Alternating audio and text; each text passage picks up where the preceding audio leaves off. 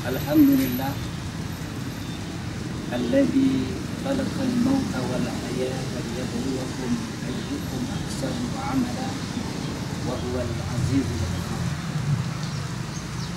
Sejalan dengan jarum jam kita yang berputar, seiring dengan jantung kita yang berdebar, bahkan semasih nafas kita ini berjalan dengan lancar, nikmat Allah takkan pernah putus dan pudar kita rasakan.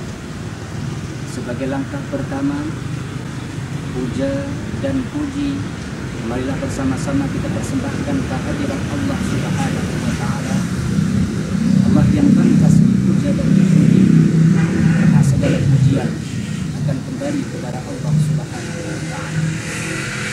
Allah adalah pencipta, pemilik dan pengatur alam semesta. Selawat beserta salam juga tak bosan-bosannya semoga tercurah keharibaan alam baginda Rasulullah sallallahu alaihi wasallam. Beliau adalah uswatun hasanah, contoh tauladan yang terbaik. Kaum muslimin dan kaum muslimat terbiasa di ajaran Allah.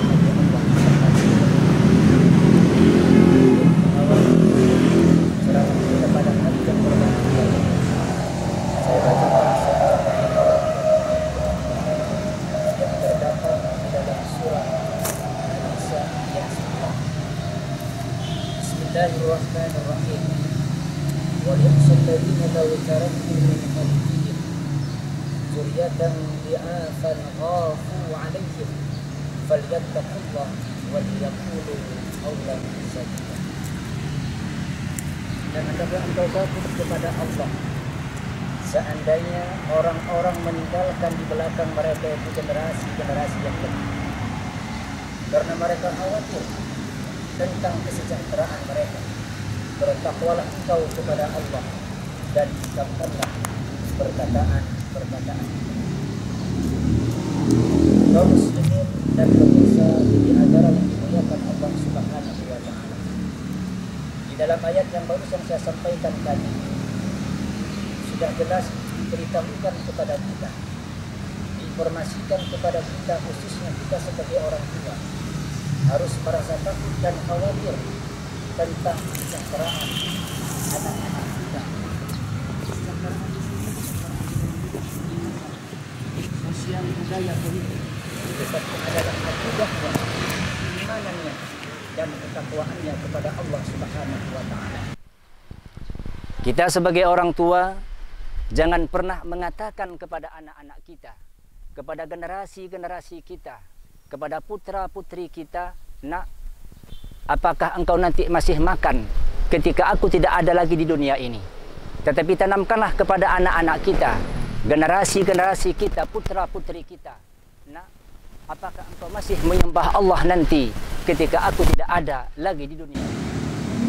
Inilah sidang yang Allah Subhanahu wa Ta'ala harus bertanam kepada anak-anak kita, kepada generasi-generasi.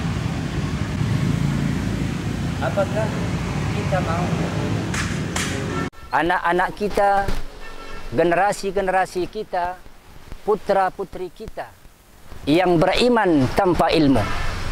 Apakah kita mau anak-anak kita, generasi-generasi kita, putra-putri kita yang berilmu tanpa iman?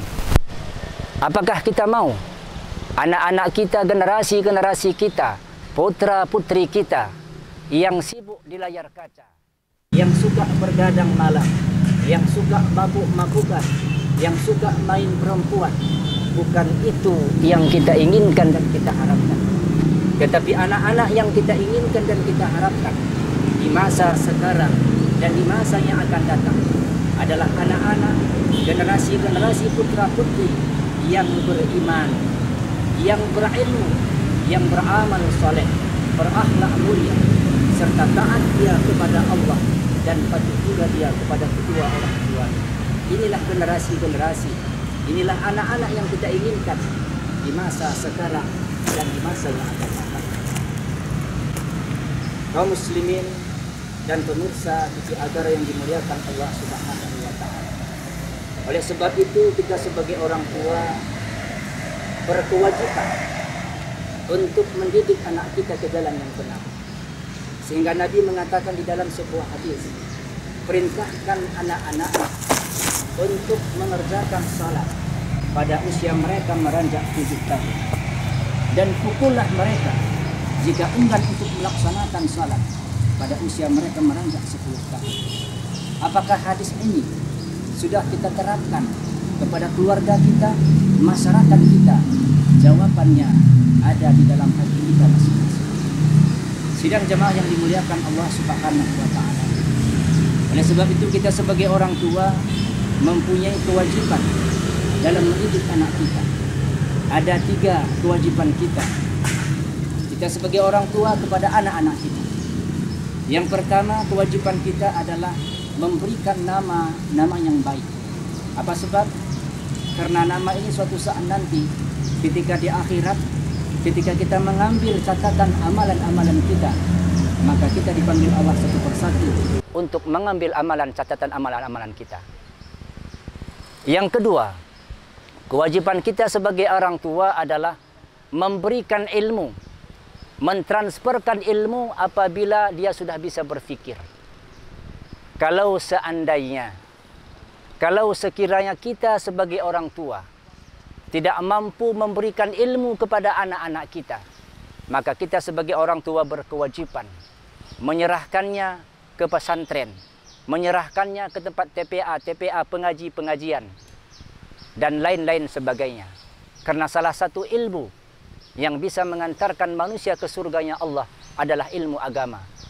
Bukan tidak boleh kita ajarkan anak-anak kita dengan ilmu umum, seperti biologi, fisika, internet, komputer, dan lain-lain sebagainya.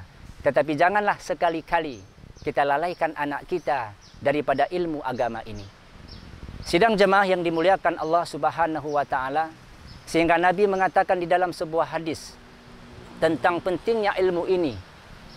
Talabul ilmi faridatun ala kulli muslimin. Menuntut ilmu itu adalah kewajiban bagi tiap-tiap muslim. Bahkan Nabi juga mengatakan di dalam hadis yang lain, tuntutlah ilmu itu dari ayunan sampai ke liang lahat. Bahkan Nabi juga mengatakan di dalam hadis yang lain, tuntutlah ilmu itu walaupun ke negeri Cina. Bahkan Nabi juga mengatakan di dalam hadis yang lain, barang siapa mau bahagia hidupnya di dunia harus dengan ilmu. Dan barang siapa mau bahagia hidupnya di akhirat juga dengan ilmu.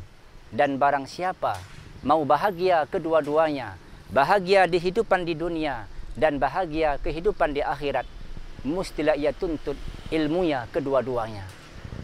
Kaum muslimin dan pemirsa TV Agara yang dimuliakan Allah Subhanahu wa taala, ada sebuah karikatur yang bisa menjadi iktibar pelajaran kepada kita. Ada seorang ibu berbicara kepada anaknya yang bernama Ucok. Wahai anakku Ucok, salahlah kau nak. Aku tak pandai salat, mak. Apapun nanti yang ayahmu kerjakan, kau lakukan, Cok. Kalau gitu gampang, mak. Salahlah Ucok ini bersama ayahnya berdua. Kebetulan si Ucok dan si ayah salat dia di tempat di atas bambu yang sudah diikat sama rotan.